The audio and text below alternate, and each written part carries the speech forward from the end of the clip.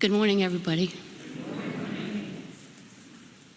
My name is KK, and I'm gay. Z, hi. Z, thank you. I want to thank Z, my brother, for giving me the courage. I love you, man. My story probably starts out like many others, scared to be you. As a toddler, when my mother would put a dress on me, I'd always lift it up, show the world my business, and giggle. Okay. Now the only dresses I wear are for drag. I knew at a young age I was different. I always thought girls were much prettier than boys. Just like most lesbians, I found my PE teacher was something I wanted to be. She was different too. It wasn't easy to be attracted to boys or men, especially when the sexual abuse started. How do you trust someone that hurts you? Between that and finding a close family member, sexually abusing my babysitter one day, no more trust or feeling safe. My testimony at a young age put him in jail. Fast forward to my teen years and getting rid of the skirts from Catholic school. Once we were able to wear pants to school, I was finally comfortable. I was being me. I did not act on my being gay as a child since I really didn't understand it all yet. I just knew too many of the male species weren't safe.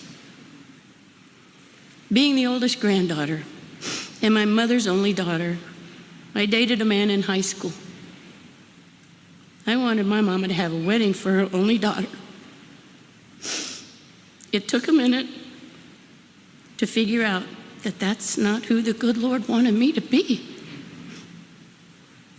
I remember as a teen, I asked my mama to come home right after work one day so I could tell her something really important. As I sat across the kitchen table from her, I kind of lost it and started to cry. My mama reached across the table, grabbed my hands. She asked me, she said, "What's wrong?" And I told her I was scared to tell her because it's a sin. Catholic upbringing. She said, "Is this where you're going to tell me you're gay?"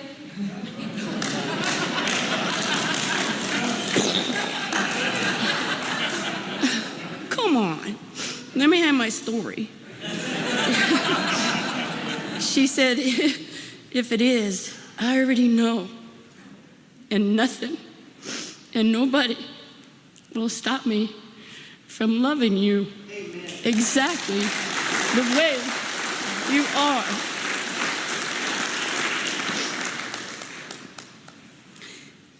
My mama held me, and we cried. And finally,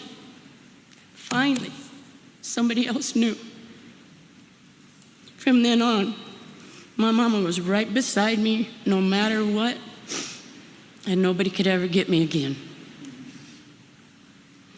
In my hometown, a small town in Nebraska, about the size of Alvin, in my hometown, I knew 8 other women that were gay, and that's it. Talk about feeling alone. Talk about feeling that this isn't right. The whole world's not like me. What happened? What happened to me? Okay? We were allowed to be gay in one bar on Lower 4th Street known as Hooker Heaven. Yeah. They had those, this is that bar that had a window about this big and about like that, and you could only just see in just a little bit, right? We had to stay in the back room with the cleaning stuff and the pool table. And the only way we could go to the bar was one at a time and do not touch each other ever. That's not a way to live. In my mind, there were only a few like me. Later, when I moved to Denver, my mind was blown. It's a whole new world. And I'm like, there were so many of us. We had our own bars. We had our own clubs. We had our church.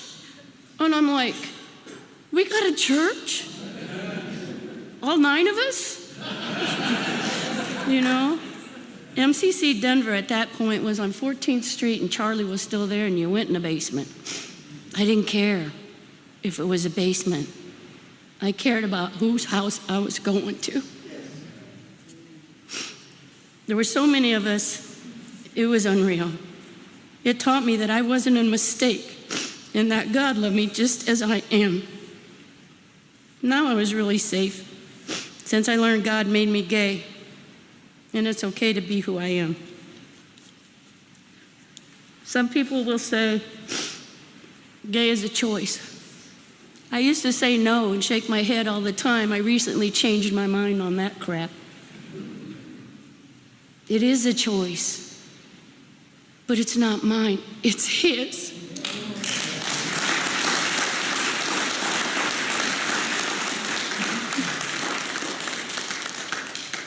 I love my choir.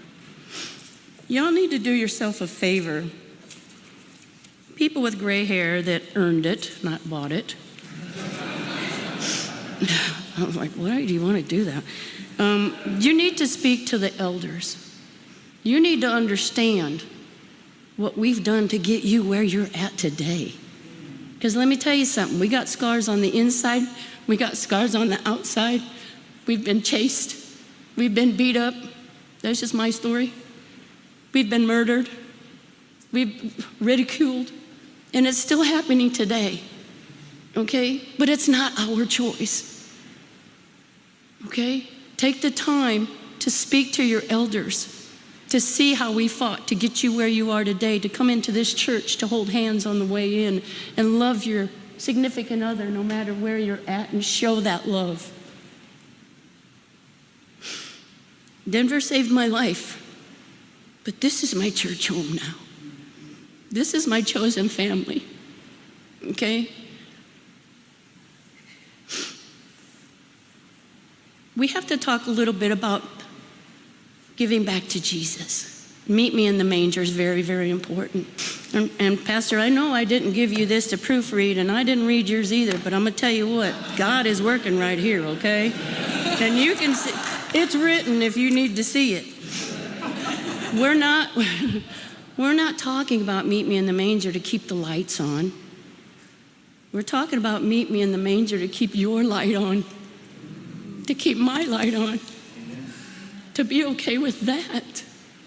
It's not about just the building. It's about us that make the building. It's about the unconditional love and respect and my choir. I love my choir. I'm here today. I just got out of the hospital, y'all, with pneumonia and the flu, and look at me. That's my church family. That's my prayer warriors. That's my choir praying for me. That's everybody praying for me. That's why I'm here today. I'm here today because these lights are on to bring the light to you.